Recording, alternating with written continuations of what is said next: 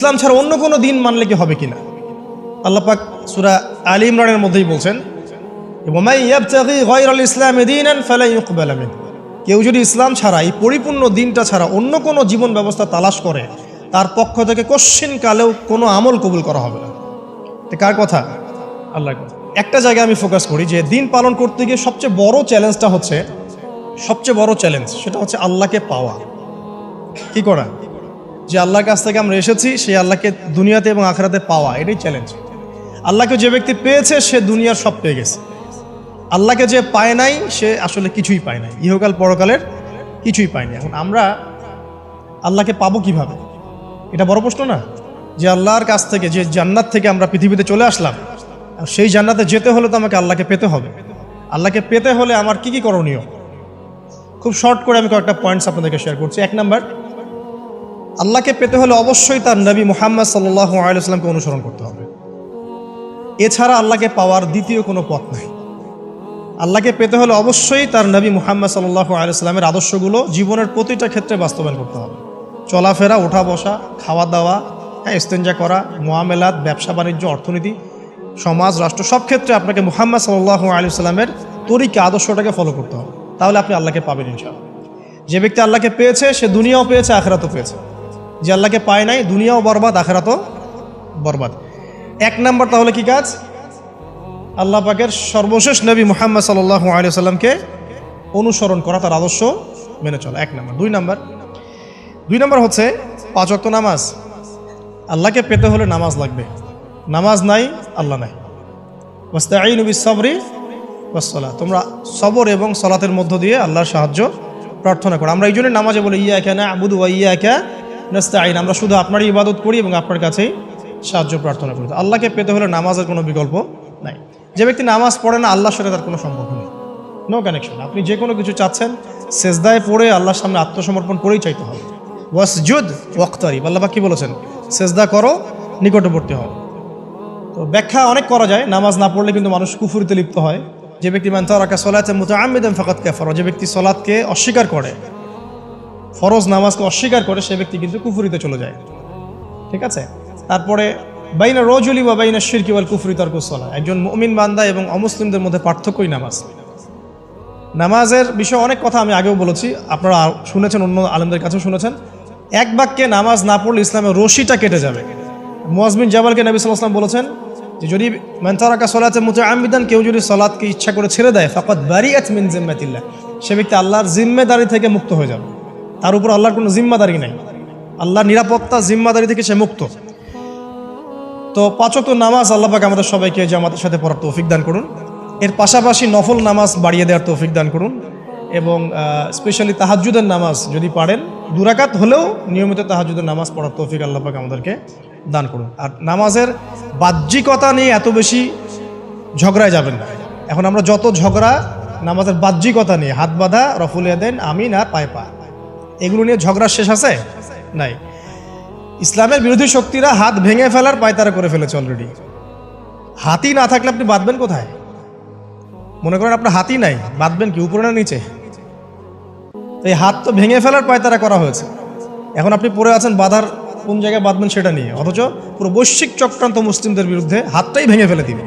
তুই বাঁধবি কোথায় হাত? তারপর দেখব। এটা আমরা বুঝতে পারি না। এটা বোঝার জন্য যে জ্ঞান, ইলম, নূর দরকার, তা তো নাই আমাদের মধ্যে। এই জন্য আপোষের ঝগড়া নিয়ে পড়ে আছে।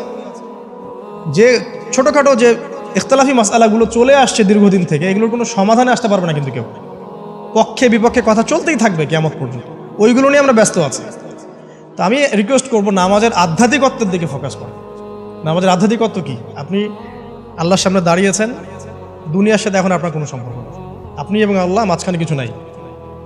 নামাজে যা পড়ছেন, সূরা ফাতিহা, অন্যান্য সূরা, রুকু, তাসবিহ, সিজদা, তাশাহুদ, দরুদ, অর্থ বোঝার চেষ্টা করেন এবং অর্থের দিকে ফোকাস করেন, আল্লাহকে পাবেন ইনশাআল্লাহ। সিজদায় রুকুতে যখন যাচ্ছেন, আপনি চিন্তা করেন যে আপনি মহাবিশ্বের মহা শক্তিধর আল্লাহ রাব্বুল আলামিনের সামনে মাথা নত করেছেন। আপনি চিন্তা করেন যে আল্লাহ আপনাকে দেখছেন। এখন যখনই মানুষ নামাজে দাঁড়ায়, আল্লাহ পাক তার দিকে দৃষ্টি নিবদ্ধ করেন, এবং যখন মানুষ এদিক ওদিক তাকানো শুরু করে নামাজে, আল্লাহ পাক মুখ ঘুরিয়ে নেন। হ্যাঁ, নামাজে ওই যে আমরা যে ডিজিটাল নামাজ পড়ি না, এখন ডিজিটাল মানে 4 রাকাত নামাজ 4 মিনিটে শেষ। এক রুকু করলে সিজদা পাওয়া যায় না, সেজদার তাসবিহ পড়লে আবার এদিকে দেখা যায় যে দ্বিতীয় সেজদায় চলে গেছে অলরেডি ওঠার আগেই। অনেক ক্ষেত্রে ইমাম সাহেবরাও খুব দ্রুত নামাজ পড়ান, অনেক দ্রুত পড়ান। এত দ্রুত নামাজ পড়াবেন কেন? নামাজ জামাতে পড়লে সংক্ষিপ্ত করতে বলা হয়েছে, কিন্তু এত দ্রুত তো পড়তে বলা হয়নি।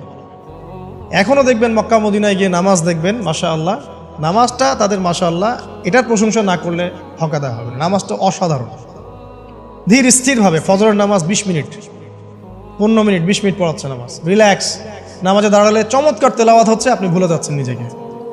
তেলাওয়াত হবে চমৎকার, এবং সবচেয়ে ভালো যিনি তেলাওয়াত করতে পারেন তাকে নামাজে দিতে হবে। রিল্যাক্সে নামাজ পড়বে। ক্ষেত্র বিশেষে আপনি শর্ট করতে পারেন, কিন্তু সবসময় কেন আমরা 4 রাকাত নামাজ 3 মিনিটে শেষ করে দিব?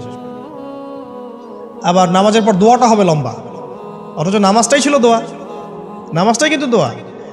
এখন সেজদায় আমরা যদি কান্নাকাটি করতে না শিখি, আল্লাহর সামনে আমি মাথা নত করেছি, এখানে নিজের মনের যত আবেগ আকুতি দোয়া এগুলো আল্লাহর সামনে ঢেলে না দিতে পারি, এই দোয়া কালাম না শিখি, তাহলে তো নামাজের আধ্যাত্মিকতা অর্জন হলো না।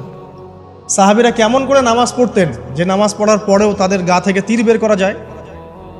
কিভাবে তারা নামাজ পড়তেন? তাহলে নবী সাল্লাল্লাহু আলাইহি ওয়াসাল্লাম কিভাবে নামাজ পড়তেন যে নামাজ পড়ার ফলে তার পা মোবারক ফুলে যাইত? এক রাকাতে তিনি 4 পারা কোরআন তেলাওয়াত করতে পারলেন কিভাবে? তো তাদের নামাজ আর আমাদের নামাজ, আল্লাহ রাব্বুল আলামিন তার রাসূলের মাধ্যমে একটা হাদিসে জানিয়েছেন যে এমনও অনেক নামাজি আছে, নাউযুবিল্লাহ, আল্লাহ পাক আমাদেরকে তাদের অন্তর্ভুক্ত না করুন, যে নামাজ পড়ার পরে আল্লাহ রাব্বুল আলামিন এই নামাজটাকে ওই নামাজের মুখের উপর নিক্ষেপ করে দেয়। তোমার নামাজের আমার কোনো দরকার নেই। আল্লাহ পাক আমাদেরকে হেফাজত করে। ধীর স্থিরভাবে পড়ে, রিল্যাক্সে, তাড়াহুড়ার কিচ্ছু নাই। ওমা খালাকতুল জিন্না ওয়াল ইনসা ইল্লা লিয়াবুদুন, শুধুমাত্র আল্লাহর ইবাদত করার জন্যই তো পৃথিবীতে এসেছি। হোক না দোকানটা 5টা মিনিট পরে খুললে কি হবে? হ্যাঁ, জমিতে যান, জমিতে আধা ঘন্টা পরে গেলে কি হবে? যে আল্লাহ পাক আপনাকে বাঁচিয়ে রাখতে পারেন, সে আল্লাহ পাক আল্লাহর পথে সময় দিলে আপনাকে অফুরন্ত রিজিকও তো দিতে পারেন না? আপনি আল্লাহর হয়ে যান, বাকি সব আল্লাহ আপনার দায়িত্ব নিয়ে নেবেন ইনশাআল্লাহ।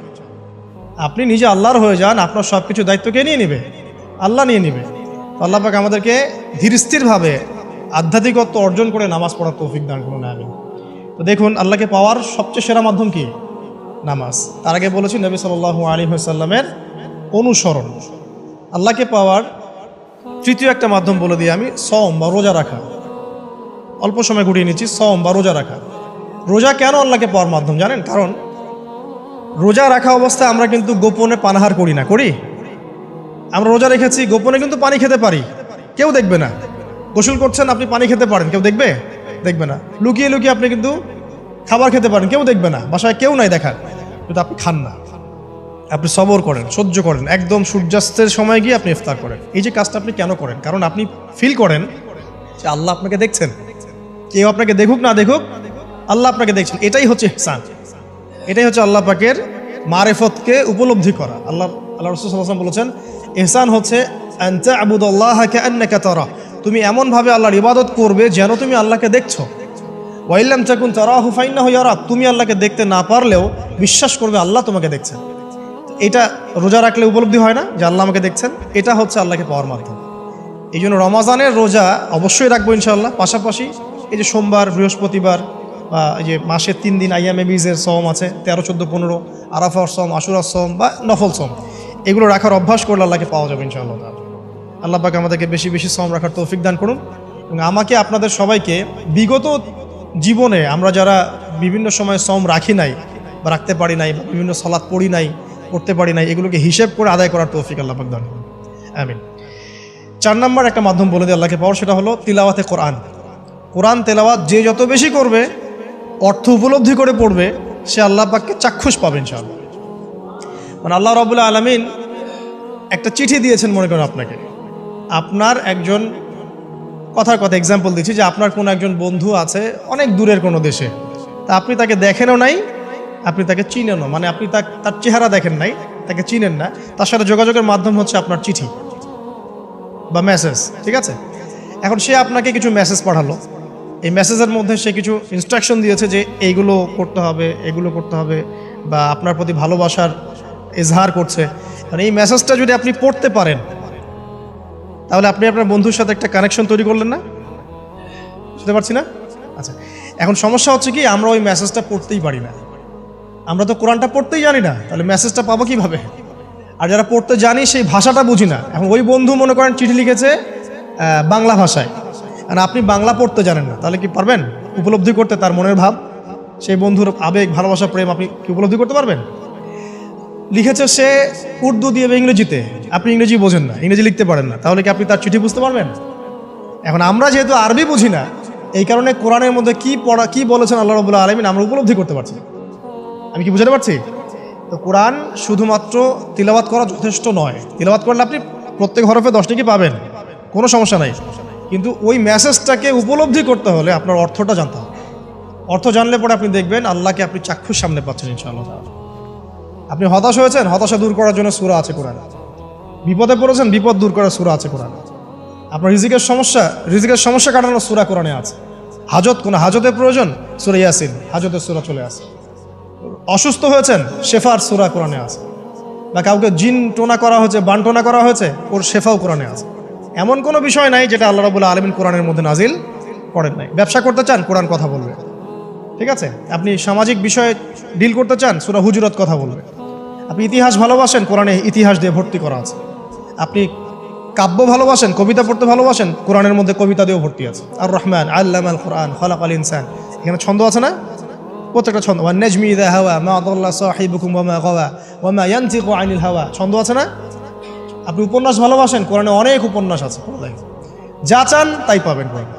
এক কথায় আপনি আল্লাহকে পাবেন কোরআনের মধ্য দিয়ে। কোরআনের সাথে যার সম্পর্ক যত বেশি, আল্লাহর মারেফত সে তত বেশি পাবে ইনশাআল্লাহ আজ্জা ওয়া জাল্লা। 4টা বলেছি না? 5 নম্বর হচ্ছে হজ ওমরা করা। হজ ওমরা আল্লাহ পাক আমাদের সবাইকে বেশি বেশি করার তৌফিক দেখ। হজ এবং ওমরা এমন কিছু কাজ আছে যে কাজগুলো সরাসরি আপনার সাথে আল্লাহ পাকে কানেকশন করাবে। আরাফার মাঠে যাবেন, ওই মাঠে কি কিয়ামত হবে না? আল্লাহকে চিনতে পারবেন এখানেই। তারপরে যে সাই করেন না, সাফা মারওয়া সাই করে, ওখানে গেলে আপনি বুঝতে পারবেন যে কিভাবে ইসমাইল আলাইহিস সালামকে পানি দেওয়ার জন্য তার মা হাজারা এখানে দৌড়াদৌড়ি করেছে। বাইতুল্লাহ দেখবেন, আপনি চিনবেন যে আল্লাহর তাওহীদ কি জিনিস। চোখে দেখার সাথে সাথে আপনার ভিতরে এমন একটা ফিলিংস আসবে যেটা ভাষায় প্রকাশ করা যাবে না। চোখে দেখার সাথে সাথেই এমন একটা ফিলিংস আসবে, আপনাকে আমি এটা ভাষায় প্রকাশ করে বোঝাতে পারবো না। আপনি জানবেন ইব্রাহিম আলাইহিস সালাম এবং তার ছেলে ইসমাইল আলাইহিস সালাম বাপ বেটা মিলে রাজমিস্ত্রির কাজ করেছে। এটা আপনি জামজাম কূপ দেখবেন, পানি পান করবেন, আল্লাহকে চিনতে পারবেন যে এই কূপ তো অলৌকিক। এই কূপের মতো কূপ নাই পৃথিবীতে, এর পানি কখনো শেষ হয় না, এবং এই পানি খেয়ে মানুষ বেঁচে থাকতে পারে, খাবারের দরকার হবে না। দীর্ঘদিন পর্যন্ত এই পানি খেয়ে মানুষ বেঁচে থাকতে পারবে, খাবারের প্রয়োজন হয় না। তো এই পানির মধ্যে এমন কিছু উপাদান আছে যেটা মানুষের শরীরের রোগগুলোকে শেফা দিয়ে দিবে ইনশাআল্লাহ তাআলা আল্লাহর হুকুমে। তো প্রত্যেকটা কাজে রাসূল সাল্লাল্লাহু আলাইহি ওয়াসাল্লাম শহরে গেছেন মদিনায়, ওই মদিনার বাতাসটা আপনাকে বলে দিবে যেটা এটা একটা অন্যরকম শহর, ঠিক আছে? রাসূল সাল্লাল্লাহু আলাইহি ওয়াসাল্লামের রওজায় যাবেন, সামনে দাঁড়াবেন, আপনি আল্লাহকে চিনতে পারবেন।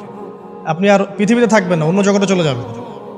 ওই যে বাকিউল গারকাত আছে, সাহাবীদের কবরস্থান জান্নাতুল বাকি, ওখানে ঢুকবেন, আপনার কাছে মনে হবে যে পৃথিবীটা আসলে কিছুই না। পৃথিবীর সবচেয়ে সেরা মানুষগুলো এই মাটির নিচে শুয়ে আছে, ওখানে আপনাকে খুবই তুচ্ছ মনে হবে তাদের সামনে। এই যে মানে বিভিন্ন জায়গায় গিয়ে আল্লাহকে চিনতে পাওয়া, এটা সবচেয়ে ভালো হয় হজ এবং উমরাতে গিয়ে। আল্লাহ পাক আমাদেরকে তৌফিক এনায়েত করুন, আমিন।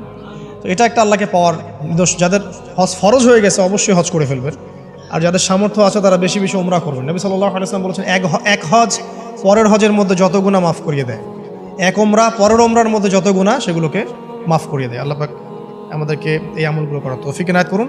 6 নাম্বার বলছি জিকির। আল্লাহ পাকের জিকির বাড়াতে হবে। যে আল্লাহ পাকের জিকির যত বেশি করবে, সে আল্লাহ পাকের মারিফত তত বেশি উপলব্ধি করবে, আল্লাহকে পাবে ইনশাআল্লাহ। আর এই জিকির করার জন্যে অজুও শর্ত নয়, জানেন? আল্লাহর জিকির করার জন্য কিন্তু অজু শর্ত নয়। আপনি মনে মনে চলতে ফিরতে অলওয়েজ সুবহানাল্লাহ, আলহামদুলিল্লাহ, আল্লাহু আকবার, লা ইলাহা ইল্লাল্লাহ, আস্তাগফিরুল্লাহ পড়তেই থাকতে পারেন। কষ্টের কিছু আছে? খালি জবান চলবে। মাঠে কাজ করছেন, ওই যে লাঙল দিয়ে কাজ করছেন, সেচ দিচ্ছেন, আপনি পড়তে থাকবেন আস্তাগফিরুল্লাহ ওয়া আতুবু ইলাইহি, লা হাওলা ওয়ালা কুওয়াতা ইল্লা বিল্লাহ, সুবহানাল্লাহ, আলহামদুলিল্লাহ, লা ইলাহা ইল্লাল্লাহ, আল্লাহু আকবার। কোনো সমস্যা নেই। রান্না বান্না করছে মেয়েরা, এটা করতে করতে পড়তে পারবে না? গাড়ি ড্রাইভ করতে করতে আপনি পড়তে পারবেন লা ইলাহা ইল্লাল্লাহ ওয়াহদাহু লা শারীকা লাহু, লাহুল মুলক ওয়া লাহুল হামদ ওয়া হুয়া আলা কুল্লি শাইইন কাদির। যে কোনো কাজ করতে করতেই ইল্লাল ইস্তেনজা বাদ দিয়ে। ইস্তেনজা কি জিনিস? প্রসাব পায়খানা। এই সময় এগুলো মুখ দিয়ে বলবেন না, দরকার নাই। আপনি এরপরে যে সময়গুলো আছে এগুলোতে আপনি জিকির বাড়াবেন। যে যত বেশি জিকির করবে তার কলব তত বেশি পরিচ্ছন্ন হবে। যার কলব যত পরিচ্ছন্ন আল্লাহর নূর তার কলবে তত বেশি আসবে, সে আল্লাহ পাকে তত কাছে পাবে ইনশাআল্লাহু আযজা ওয়া জাল। 7 নাম্বার দোয়া ইস্তেগফার বাড়িয়ে দেয়। আল্লাহর কাছে বেশি বেশি দোয়া করতে হবে। দোয়া বাড়িয়ে দেন। দোয়ার জন্য হুজুর ডাকতে হবে না, দোয়ার জন্য আমাকে ডেকে বাসায় খাওয়ানোরও দরকার নেই। আপনার দোয়ার জন্য আপনি যথেষ্ট। নামাজে দাঁড়ান, নামাজের সেজদায় দোয়া করেন, নফল নামাজ পড়েন, নফল নামাজের সেজদায় দোয়া করেন, নামাজের পরে হাত তুলে দোয়া করেন, প্রয়োজনে নামাজে সালাম ফিরানোর আগে দোয়া করেন, যে কোনো ভালো কাজ করেছেন তারপর দোয়া করেন, ঠিক আছে? কোরআন তেলাওয়াত করলেন দোয়া করেন, তাহাজ্জুদের ওয়াক্তে দোয়া করেন, বৃষ্টি পড়ছে তখন দোয়া করেন, ঠিক আছে? মানে দোয়া কবুলের মোমেন্ট, সময়গুলো, আজান হয়েছে, আজান ইকামতের মাঝখানে দোয়া করেন, এই যে এখন খুতবা হচ্ছে এই সময় দোয়া করেন, দোয়া কবুল হবে। দিনই মসজিদে বসেছেন দোয়া করেন, দোয়া করতে থাকেন মনে মনে। যত বেশি আপনি দোয়া করতে পারবেন আল্লাহর কাছে ইনশাআল্লাহ আল্লাহকে আপনি তত কাছে পাবেন ইনশাআল্লাহ। এটা আল্লাহকে পাওয়ার অন্যতম মাধ্যম। এবং ইস্তেগফার মানে কি? তওবা করা। আস্তাগফিরুল্লাহাল্লাযী লা ইলাহা ইল্লা হুয়াল হাইয়ুল কাইয়ুম ওয়া আতুবু ইলাইহি। এটা বেশি বেশি পড়বেন, দিনে কমপক্ষে 70 বার বা 100 বার পড়ার চেষ্টা করবেন। আল্লাহ পাক তৌফিক দান করুন। কয়টা বলেছি ভাই? 7টা। আচ্ছা, 8 নাম্বার হচ্ছে সদকা করা। সদকা, দান সদাকা আল্লাহর কাছে খুব বেশি পছন্দের। দান সদকা করার জন্য সম্পদ লাগে না, আমার কথা শোনেন। দান সদকা করার জন্য সম্পদ লাগে না, কলিজা লাগে, মন লাগে। বহু বড় বড় মানুষ আছে দান সদকা করতে পারে না, কোটিপতি, জাকাত দেয় না, আছে না? আর বহু গরিব মানুষ ভ্যান চালায়, কৃষিকাজ করে, দেখবেন 100 টাকা দান করে দিল। মন থাকতে হয়, মন, কলিজা বড় থাকতে হয়। তো যাদের কলিজা বড়, মন বড়, তারা দান সদকা করতে পারবে ইনশাআল্লাহ। আর যার মন বড় সেখানেই তো আল্লাহর নূর আসবে। সংক্ষিপ্ত মনে কি, সংকীর্ণ মন আল্লাহর নূর কোত্থেকে আসবে? কথা বুঝতে পারে নাই? তো দান সদকা বাড়ান। আপনি 1 টাকা দান করেন, 5 টাকা দান করেন, হালাল রিজিক থেকে 1 টাকা দান করেন, সেটা আল্লাহর কাছে অনেক বেশি পছন্দের। একটা হাদিসে নবী সাল্লাল্লাহু আলাইহি ওয়াসাল্লাম বলেছেন, হালাল উপার্জন থেকে আল্লাহর বান্দারা যখন একটা খেজুরও দান করে, আল্লাহ পাক সেই একটা খেজুরকে আস্তে আস্তে বড় করতে থাকেন, বড় করতে থাকেন, বড় করতে থাকেন। এটা এক পর্যায়ে পাহাড়ের সমান হয়ে যায়। এবং কিয়ামতের মাঠে মানুষ তার দান এবং সাদাকার যে ছায়া, এই ছায়ার নিচে অবস্থান করবে। আপনার বিপদ হয়েছে, দান সদকা করেন, বিপদ দূর হয়ে যাবে ইনশাআল্লাহ। জটিল কোনো রোগ হয়েছে, কোনো ডাক্তার ট্রিটমেন্ট করতে পারছে না, সদকা করেন, রোগ ভালো হয়ে যেতে পারে ইনশাআল্লাহ। সদকার ব্যাপক ফজিলত আছে। সদাকা, দান সদাকা, দোয়া, এগুলো তাকদিরের যে বিপদ আপদগুলো আছে না, ঝুলে আছে, আমাদের তাকদিরে বিপদ আছে না অনেক, এগুলোকেও সরিয়ে দিতে পারে আল্লাহ। এই শক্তি আছে দোয়া এবং দান সদকার মধ্যে।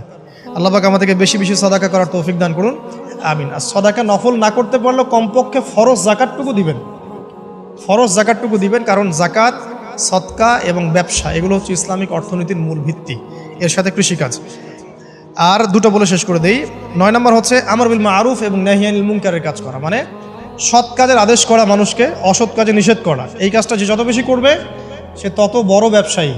কারণ কি, আপনার দাওয়াতে, আপনার লেকচার শুনে, আপনার বই পড়ে, আপনার নসিহত শুনে যদি একটা মানুষও দিনের পথে ফিরে আসে, ওই একটা মানুষের সারা জীবনের যে নেক কাজ, এই সমস্ত নেক কাজের একটা অংশ আপনি পাবেন।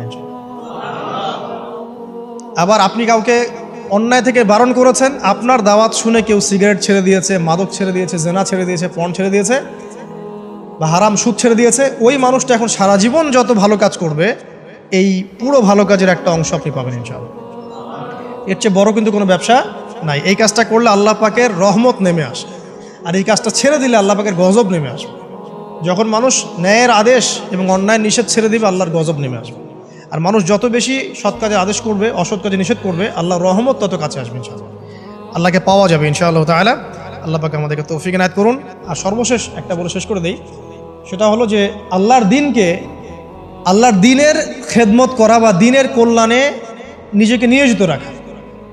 আল্লাহর দিনের খেদমত করা বা দিনের কল্যাণে নিজেকে নিয়োজিত করলে আল্লাহ পাককে পাওয়া যাবে ইনশাআল্লাহ। এই পৃথিবীতে আল্লাহ পাকের সবচেয়ে গুরুত্বপূর্ণ জিনিসটা কি? নিয়ামতটা কি? আল্লাহর দিন না? এই দিন ছাড়া কি পৃথিবীতে আর কিছু আছে? একটা হাদিসে আসছে যে পুরো পৃথিবীটাই তো অভিশপ্ত। পুরো পৃথিবীটা কি? অভিশপ্ত। শুধুমাত্র দিনের এলেম অর্জনের জায়গা ছাড়া, তালেবে এলেমদের জায়গা ছাড়া, দিনী মাহফিলগুলো ছাড়া, যেখানে নামাজ হয় এই জায়গাগুলো ছাড়া বাকি সব অভিশপ্ত জায়গা। তো এখানে পৃথিবীতে সবচেয়ে গুরুত্বপূর্ণ এবং ইম্পর্টেন্ট, আল্লাহর কাছে প্রিয় জিনিসটা কি? আল্লাহর দিন। তো আল্লাহর সেই প্রিয় জিনিসটাকে যারা এগিয়ে নেওয়ার চেষ্টা করবে, সেই দিনের খেদমত করার চেষ্টা করবে, দিনের জন্য একটা মসজিদ করা, একটা মাদ্রাসা করা, হ্যাঁ, একটা কোনো ভালো কোনো প্রকল্প করার চেষ্টা করবে, আল্লাহ পাক কি তাদেরকে রক্ষণাবেক্ষণ করবেন না? আল্লাহ পাক তাদের অভিভাবক হবেন না? নিঃসন্দেহে হবেন ইনশাআল্লাহ। এবং ইনশাআল্লাহ তাআলা তারা পৃথিবীতেও সফল হবে, পরকালেও ইনশাআল্লাহ তাআলা সাফল্যের চাদর তাদেরকে আঁকড়ে ধরবে ইনশাআল্লাহ তাআলা। আল্লাহ রাব্বুল আলামিন আমরা সবাইকে এই দুনিয়াতে আল্লাহকে পাওয়ার তৌফিক দান করুন এবং যে কাজগুলো